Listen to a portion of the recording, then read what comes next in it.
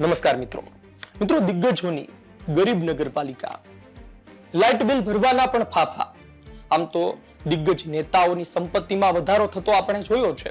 2017માં સોગંદનામું રજૂ કર્યું ત્યારે કઈ અલગ, 2022માં સોગંદનામું રજૂ કર્યું ત્યારે કઈ અલગ, અને હમણાં 2027માં સોગંદનામું રજૂ કરશે ત્યારે તમે જોજો.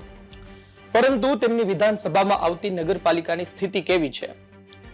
ખરા અર્થમાં એ પરિસ્થિતિ જ નથી કે લાઇટ બિલ ભરી શકે, કે પછી દાનત જ ખોટી છે. વાત તો એ પણ છે, તમે ઘણી વખત જોયું હશે કે લાઇટ બિલ કાપી ગયા અને પછી નગરપાલિકાનો વિવાદ સામે આવે. એ આમનામ સામે નથી આવતો.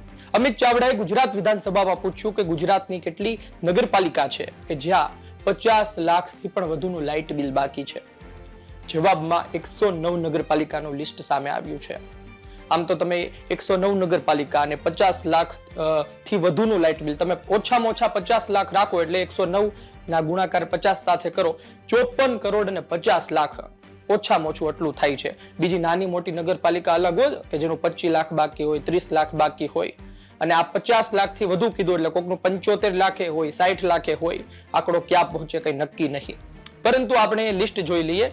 અમિત ચાવડાએ ઉર્જા મંત્રીને આ સવાલ પૂછ્યો હતો અને તેના જવાબમાં જે લિસ્ટ આપ્યું છે, હું નગરપાલિકા એક પછી એક વાંચી લઉં જેનાથી ખબર પડે, જેનાથી એ નગરપાલિકા કઈ રીતે ચાલી રહી છે, કેવી પરિસ્થિતિમાં છે એ પણ ત્યાંના લોકોને ખબર પડે. વ્યારા નગરપાલિકા છે, અનંતભાઈ પટેલ વ્યારા વિધાનસભાથી ધારાસભ્ય છે. સોનગઢ નગરપાલિકા છે, આમોદ છે, જંબુસર છે, રાજપીપળા છે, ભરૂચ છે. આમ તો ભરૂચના સાંસદ ખૂબ મનસુખભાઈ ચર્ચામાં રહેતા હોય છે. વલસાડ છે, ડભોઈ છે, છોટાઉદેપુર છે, કરજણ છે, પાદરા છે, સાવલી છે, ખંભાત છે, પેટલાદ છે, સોજિત્રા છે, ઓડે છે, કંજરી છે, ઉમરેઠ છે, કરમસદ છે, બોરસદ છે, આંકલાવ. આ સવાલ તમે જુઓ, જેમણે પૂછ્યો અમિત ચાવડાએ, તેમની પણ નગરપાલિકામાં આવી ગઈ. પાછું જરૂરી નથી જે ધારાસભ્ય હોય એમની નગરપાલિકામાં એમના પક્ષનું શાસન હોય. કોંગ્રેસના ધારાસભ્ય હોય તો પાછું નગરપાલિકામાં ભાજપ હોય. એટલે કે આંકલાવ પણ આવી ગઈ. આણંદ છે, નડિયાદ છે, બાલાસિનોર છે, ચકલાસી છે, મહુધા છે, ડાકોર છે, ઠાસરા છે, મહેમદાબાદ છે, ખેડા છે, કપડવંજ છે, કઠલાલ છે, ગોધરા છે, દેવગઢ બારિયા છે, કાલોલ છે, દાહોદ છે, હાલોલ, ઝાલોદ, સંતરામપુર, ભુજ, નખત્રાણા, અંજાર, માંડવી, ભચાઉ, રાપર, મુંદ્રા, બરોઈ, સિક્કા. આ ટોટલ 47 થઈ. હજુ વાંચું તો આગળ ઓખા છે, ખંભાળિયા છે, સલાયા છે, ભાણવડ છે. સલાયા જે આ ખૂબ હમણાં છેલ્લે નગરપાલિકાની ચૂંટણી જામી હતી, એટલે લડવું છે, જીતવું છે બધાયને, પણ પરિસ્થિતિ આવી છે. મોરબી છે, હળવદ છે, માળિયા છે, ગોંડલ અવારનવાર ચર્ચામાં રહેતું હોય છે. ત્યાંની નગરપાલિકાની પરિસ્થિતિ પણ આ જસદણ, કુંવરજીભાઈ બાવળિયા જ્યાંથી આવે છે, કેબિનેટ મંત્રી, ત્યાંની પરિસ્થિતિ.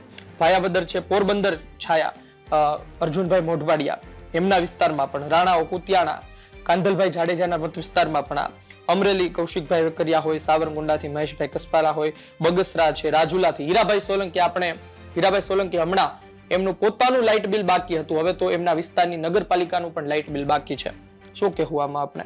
બાબરા છે, ચલાલા છે, દામનગર છે, લાઠી છે, વેરાવળ પાટણ છે, ઉના છે, કોડીનાર છે, તલાળા છે, માંગરોળ છે, માણાવદર છે, બાટવા છે, ધારી છે, વંથલી છે, પાલીતાણા છે, શિહોર છે, ગારિયાધાર છે, વલભીપુર છે, સુરેન્દ્રનગર, વઢવાણ છે, ધાંગધ્રા છે, લીમડી છે, થાનગઢ છે, ચોટીલા છે, પાટડી છે, બોટાદ, કલોલ, વિરમગામ, દહેગામ, બાવળા, સાણંદ, બરેજા, પાટણ, ચાણસમાં. આ ટોટલ 96 થઈ છે. અને ત્યારબાદ જે થોડી છેલ્લી વધી છે એના નામ આપને સંભળાવી દઉં. હારીજ છે, પાલનપુર છે, સિદ્ધપુર છે, ઊંઝા છે, ડીસા છે જ્યાંથી પ્રવીણભાઈ માળી આપણે આવે છે, થરાદ જ્યાંથી શંકરભાઈ ચૌધરી આવે છે, ધાનેરા અપક્ષ ધારાસભ્ય આપણે જીતીને આવ્યા ત્યાંથી, તો રાધનપુર છે, ભાભર છે જે વાવ વિધાનસભામાં આવે છે ને સ્વરૂપજી ઠાકોર જીતીને આવ્યા, થરા છે, પ્રાંતિજ છે, તલોદ છે અને બાયડ છે.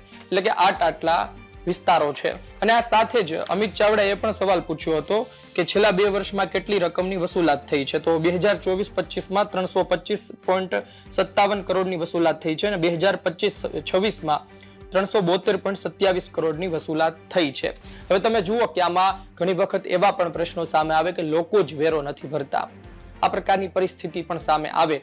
પરંતુ આપણે તો છેલ્લે એ જોવાનું હોય કે નગરપાલિકા કઈ રીતે ચલાવવામાં આવી રહી છે અને નગરપાલિકાની પરિસ્થિતિ શું છે. તો આ તમામ એ નામ હતા કે જ્યાં 50 લાખથી પણ વધુનું લાઇટ બિલ બાકી છે. હવે ઘણી વખત આપણે જોઈએ કે ધારાસભ્યો ખૂબ મોટું દાન કરતા હોય છે, ધારાસભ્યોની સંપત્તિ ખૂબ વધેલી હોય છે, પરંતુ જ્યારે એમના મત વિસ્તારની, એમના વિધાનસભાની આવતી નગરપાલિકા આ પ્રકારે ખૂબ જ ગરીબ હોય, ખૂબ જ ખરાબ પરિસ્થિતિમાં હોય, ત્યારે લોકોમાં એ ખૂબ મોટી ચર્ચા કરતી હોય છે. આપનું શું કહેવું છે કોમેન્ટ બોક્સમાં જરૂરથી જણાવજો. શું આપની નગરપાલિકાની પણ પરિસ્થિતિ આ જ પ્રકારની છે, આ જ પ્રકારે વહીવટ ચાલી રહ્યો છે અને ખૂબ જ ખરાબ હાલતમાં છે? આપનો અભિપ્રાય કોમેન્ટ બોક્સમાં લખજો. ધન્યવાદ.